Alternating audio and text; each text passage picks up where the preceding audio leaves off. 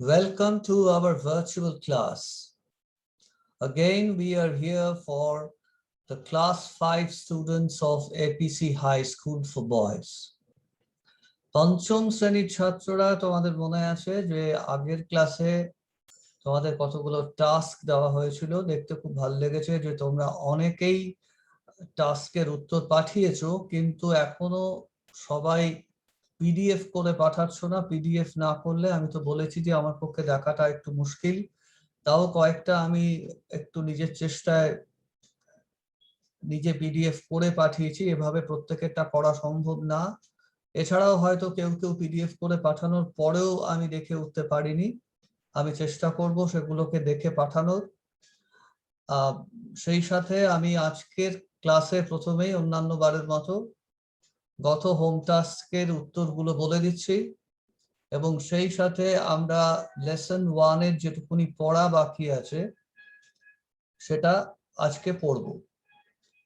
চলে এসো আমাদের হোম টাস্ক গুলোতে।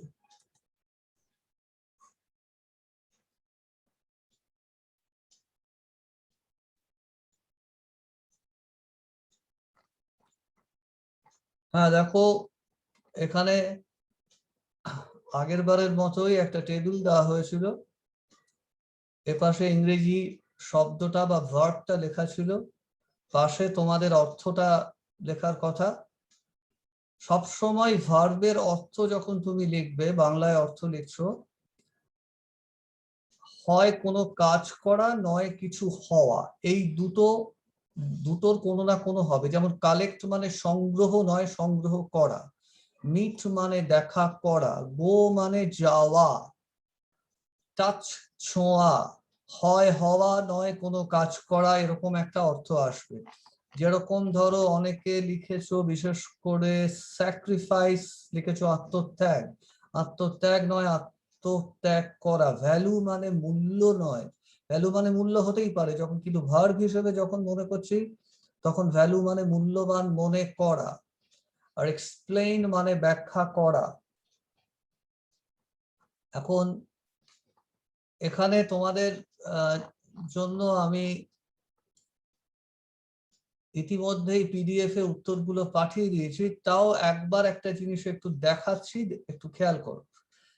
দেখবে প্রায় প্রত্যেকটা সেন্টেন্সের মধ্যে হয় ইয়েস্টারডে, নয় টুডে, নয় অলওয়েজ, এরকম কিছু না কিছু, এভরিডে, এরকম কিছু না কিছু আছে। কোন ভার্বটা তুমি ব্যবহার করবে সেটা বোঝার জন্য এই শব্দগুলো কিন্তু খুব ইম্পর্টেন্ট। দেখো ইয়েস্টারডে মানে সবাই জানো, তবু আরেকবার লিখে দিচ্ছি, গতকাল। টুডে মানে আজ।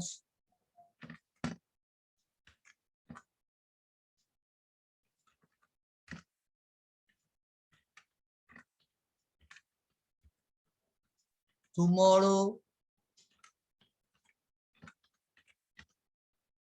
আগামীকাল।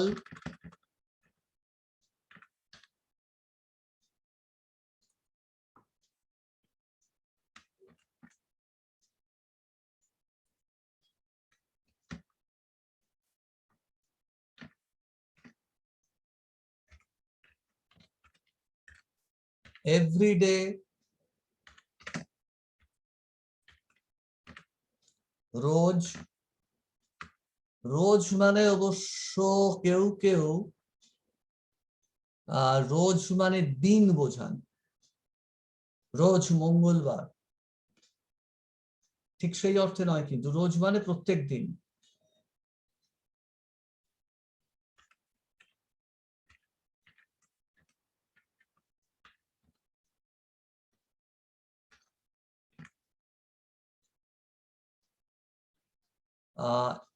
এভরিডে হলো, এবার হচ্ছে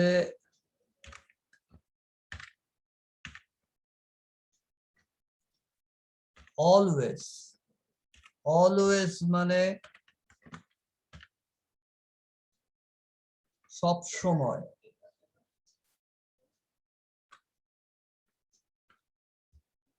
মোটামুটি এই কটা তোমাদের দেওয়া হলো, এছাড়াও আরো অনেক হতে পারে।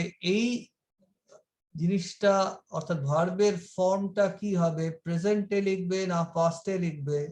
প্রেজেন্ট মানে তো বুঝতেই পারো যেটা নিয়মিত নিয়মিত হয়, পাস্ট যেটা অতীতে হয়ে গেছে। এছাড়া আরেকটা অনেক সময় আসে যে হচ্ছে, like Rahul sir is teaching, Panchu is playing, তখন কি থাকতে পারে? তখন থাকতে পারে নাও বা at present।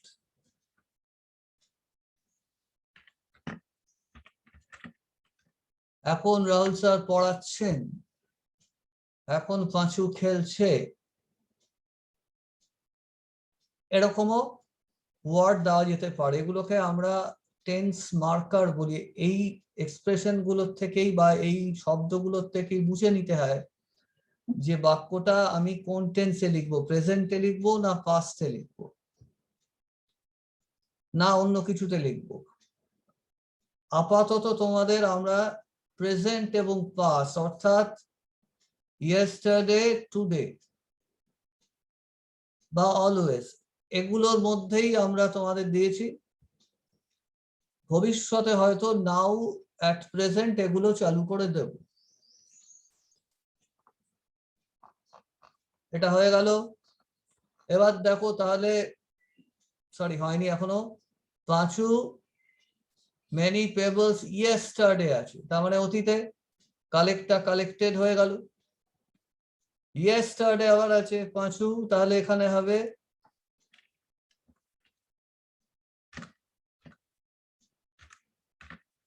met, every day we go to school, আমরা যাই। Panchu touched hot water, yesterday আছে যেহেতু টাচড হয়ে গেল। Every day Panchu gives his tiffin to Ghechu, রোজ টিফিন দেয়। My mother keeps kitchen daily, daily মানে সেই এভরিডে।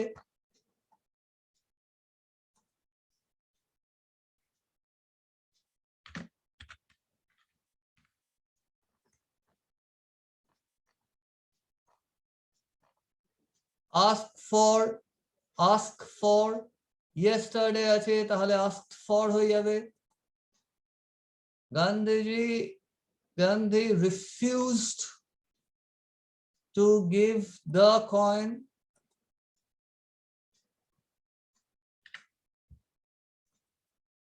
গান্ধীজি রিফিউজ করেছিলেন, অস্বীকার করেছিলেন। The boy was surprised to see Gandhiji বিস্মিত হয়েছিল।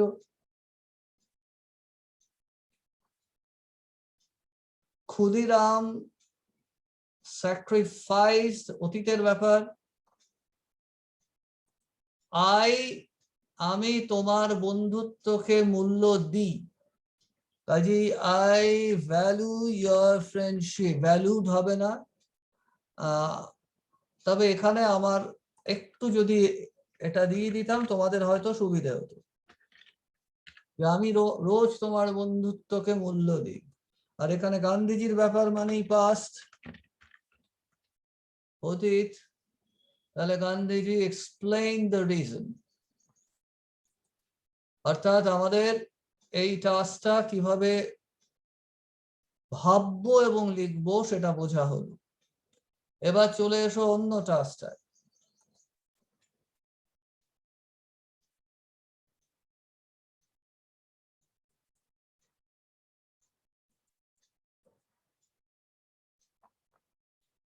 হু মেড গান্ধীজি ইন ওড়িশা, এটা তোমরা বেশ ভালোই রপ্ত করে ফেলেছো। এর মধ্যে হু এর জায়গায় শুধু উত্তরটা বসিয়ে দাও, an old woman met Gandhiji in Odisha, এটা প্রায় সবাই ঠিক করেছো।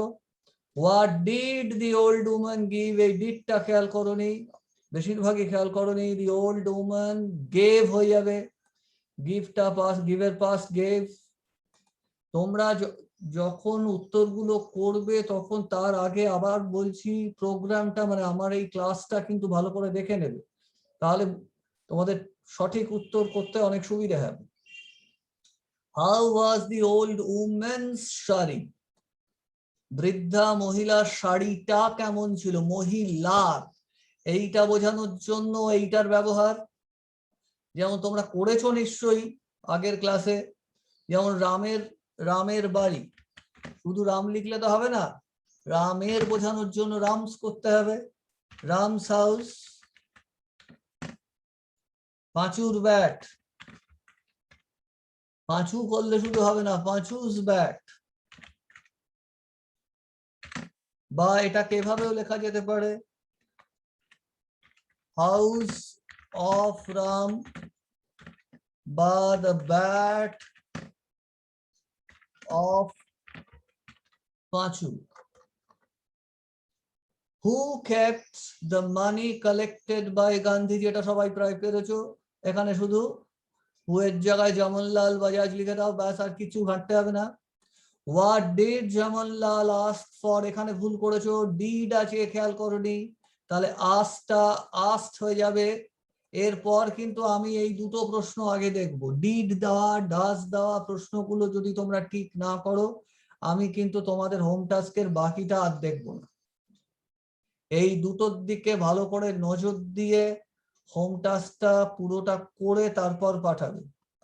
How long did Gandhiji keep, এখানে সেই একই ভুল, গান্ধীজি কিপটা কেপ্ট হয়ে যাবে।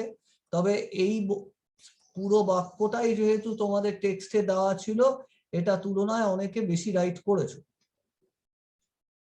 সব সময় মনে রাখবে ডাজ, আবার দেখাচ্ছি দেখো, how does Panchu come, Panchu comes by bus. How did Panchu come? যেই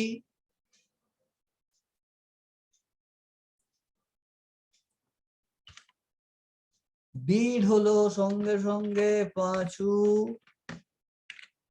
came by bus. How do Panchu and Ghechu come? Do আছে, কাজে কিছু পাল্টাবে না, শুধু পাঁচু and ঘেচুটা সামনে চলে এলো।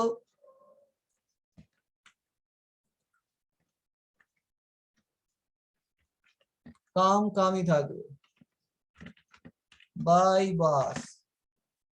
পরের দিন এই প্রশ্নগুলো আমি দেব সবার আগে, ডু ডাজ ডিড। যদি এখানে ভুল করেছো আমি বাকিটা দেখব না।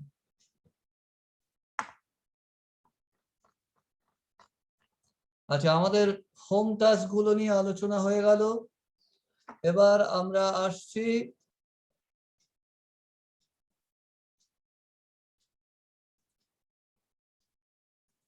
আমাদের বাটারফ্লাই। দেখো এইটুকুনি বাকি আছে, এইটা আজকে আমরা পড়ছি। Thoughts of love, peace and equality filled Gandhiji's works. অর্থাৎ গান্ধীজির কাজকর্মের মধ্যে কি ছিল? থটস অফ লাভ, থট মানে জানা উচিত, থট মানে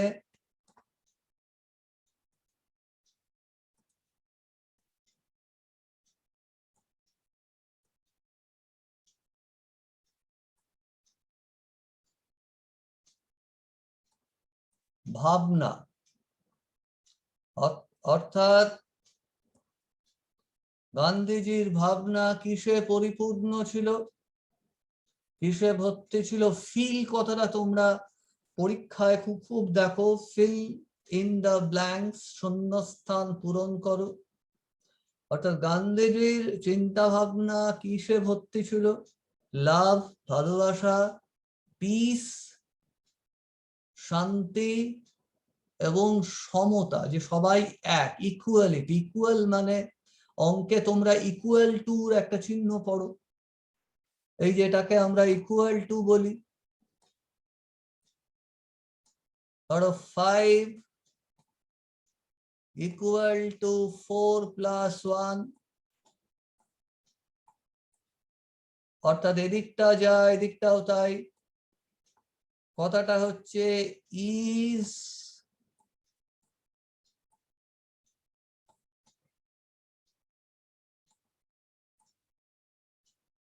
ইকুয়াল টু, সমান। ইকুয়ালিটি হচ্ছে সমতা। Swami Vivekananda, Rabindranath Tagore also had similar ideas. Gandhiji জানো ভারতীয় এবং গুজরাটি, গুজরাটের লোক, আর আমাদের এদিককার বাংলার লোক, ভারতীয় এবং বাংলার লোক, স্বামী বিবেকানন্দ এবং রবীন্দ্রনাথ ঠাকুর, তাদেরও চিন্তা ভাবনা সিমিলার, অর্থাৎ একই রকম ছিল। Swami Vivekananda wanted unity. Unity মানে, ইউনিটি শব্দটা তোমরা পড়ো, এখানে সেখানে পড়েছো। ইউনিটি মানে একতা।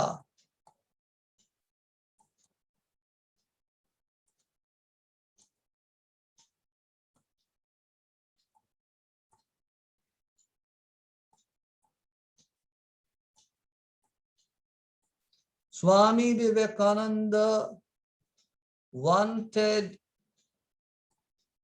unity among all religions. Swamiji সমস্ত ধর্মের, যদিও নিজে হিন্দু সন্ন্যাসী ছিলেন, তিনি কিন্তু সমস্ত ধর্মের মধ্যে একতার সন্ধান করেছিলেন।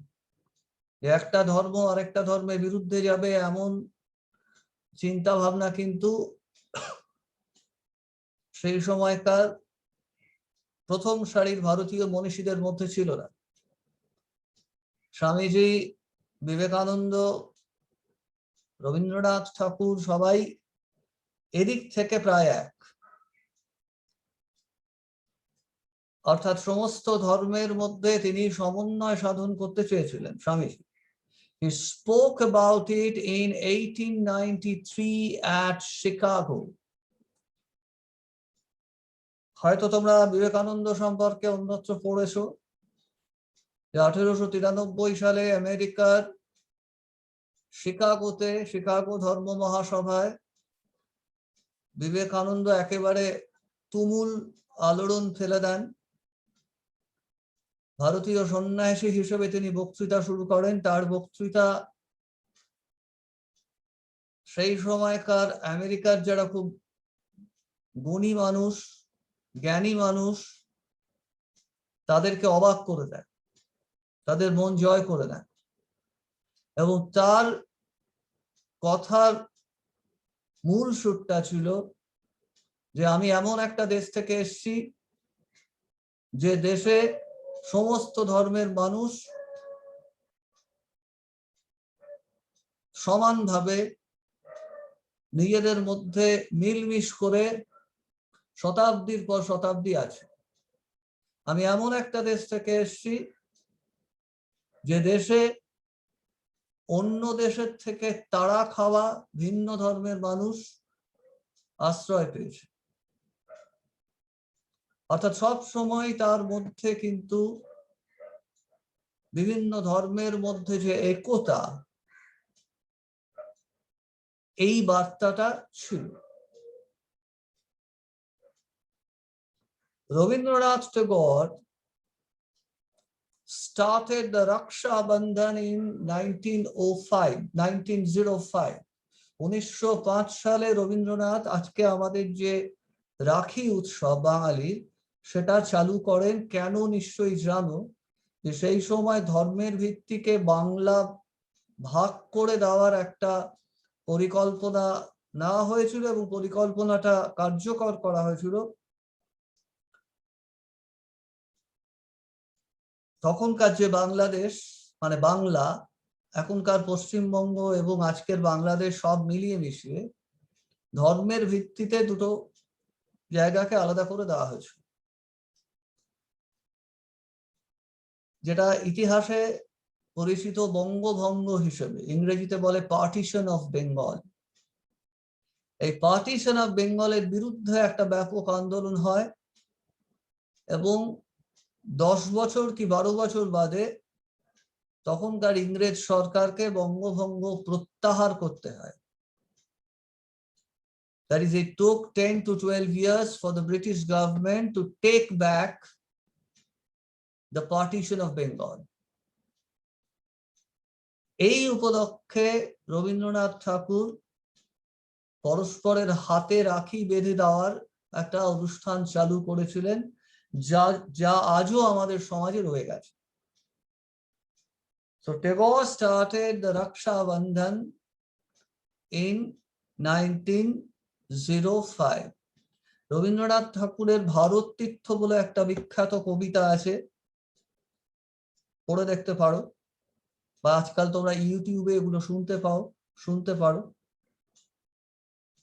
হেমর চিত্ত পুণ্য তীর্থ জাগরে ধীরে, এই ভারতের মহামানবের সাগর তীরে, হেথায় দাঁড়ায় দুবাহু বাড়ায় নবীনর দেবতারে, উদার ছন্দে পরমানন্দে বন্দনা করিতারে, ইত্যাদি ইত্যাদি। ভারতবর্ষের কথা আছে, বেশ বড় কবিতা।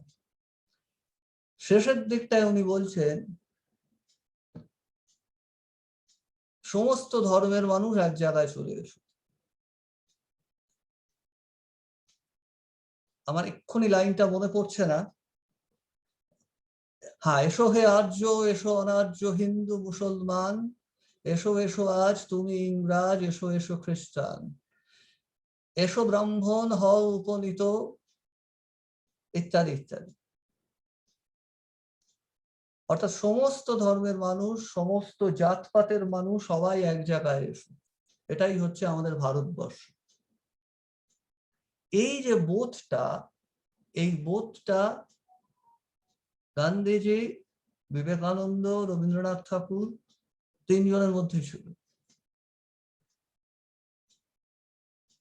এটাই এখানে বলা হয়েছে, it was a festival of brotherhood and communal harmony. Festival মানে তো তোমরা নিশ্চয়ই জানো, তাও লিখে দিচ্ছি। ফেস্টিভ্যাল মানে উৎসব, ব্রাদারহুড মানে ভ্রাতৃত্ব, আর কমিউনাল হারমনি মানে সাম্প্রদায়িক মিলমিশ।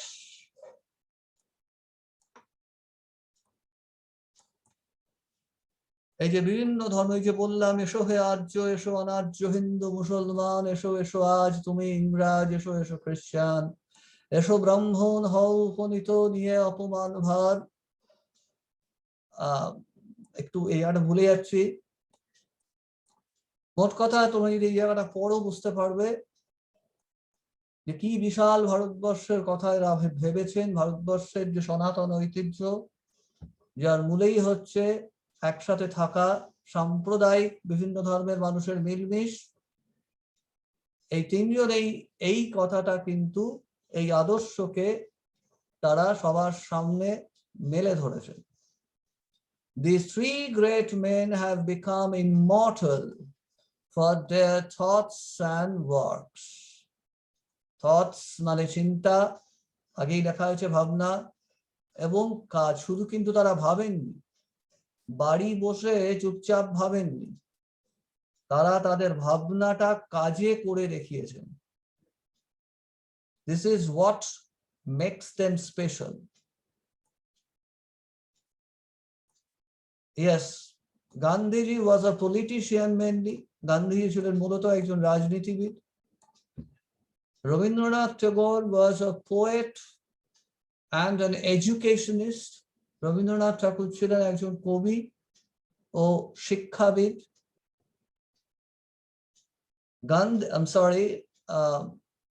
Swami Vivekananda was a monk and a preacher.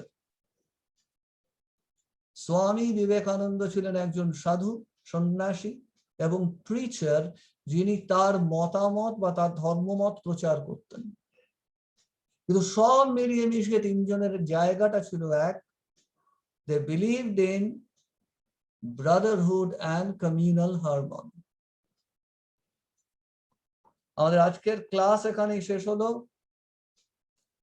Lesson 1টা আমরা মোটামুটি শেষ করলাম। এর পরের দুদিন আমরা কিছু হোম টাস্ক তোমাদের আমি দেব, তোমরা বাড়িতে করে আমাকে এবার কিন্তু পিডিএফ এ করে সবাই পাঠাতে পারবে আশা করছি, কারণ পিডিএফ কিভাবে করতে হয় তার একটা রূপরেখা তোমাদের দিয়েছি, আবার সেটাকে একটু বলে দিচ্ছি।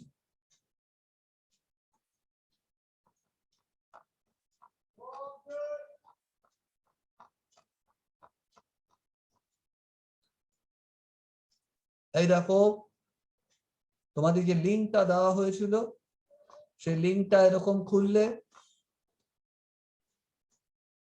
মোবাইলে তোমরা খুললে, আবার দেখাচ্ছি, এই যে লিঙ্কটা দেওয়া ছিল লিঙ্কটায় ক্লিক মারলে এটা খুলে গেল গুগল ড্রাইভ। এবার গুগল ড্রাইভে দেখবে এক জায়গায় তোমাদের মোবাইলে আছে, এটা আমার কম্পিউটারে আসছে না, তলার দিকে একটা প্লাস চিহ্ন পাবে। সেই প্লাস চিহ্নটায় তোমরা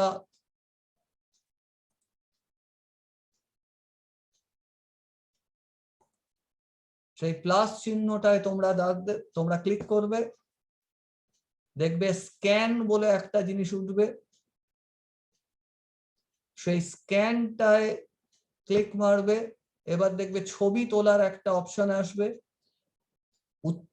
উত্তরের খাতাটা সেখানটায় রেখে ছবিটা তুলবে, দেখবে এবার ছবিটা উঠে গেল, ওটা নিজের থেকেই পিডিএফ ফাইল হয়ে যাবে। এবার তুমি পিডিএফ ফাইলটা আমাকে পাঠিয়ে দেবে। বুঝতে পেরেছো? আর আরেকটা তোমাদের কাছে আমি আগেও অনুরোধ করেছি, তোমাদের ক্লাসটা কেমন লাগছে, 2-4 জন জানিয়েছো, খুব বেশি জন জানাওনি। ক্লাসটা কেমন লাগছে সে সম্পর্কে আমাকে একটু জানাও। যদি তোমাদের কিছু পরামর্শ থাকে, if you have any suggestion regarding anything, you are welcome. আমরা তোমাদের পরামর্শ নিশ্চয়ই শুনবো। এটা আমাদের জানালে আমাদের একটু সেটা কাজে লাগবে। আপাতত আমরা এখানেই শেষ করছি। আর আরেকটা কথা বলে দিই, যেটা মনে করিয়ে দিই, ডু, ডাজ, ডিড দিয়ে যে প্রশ্নগুলো, সেগুলো কিন্তু খেয়াল করবে।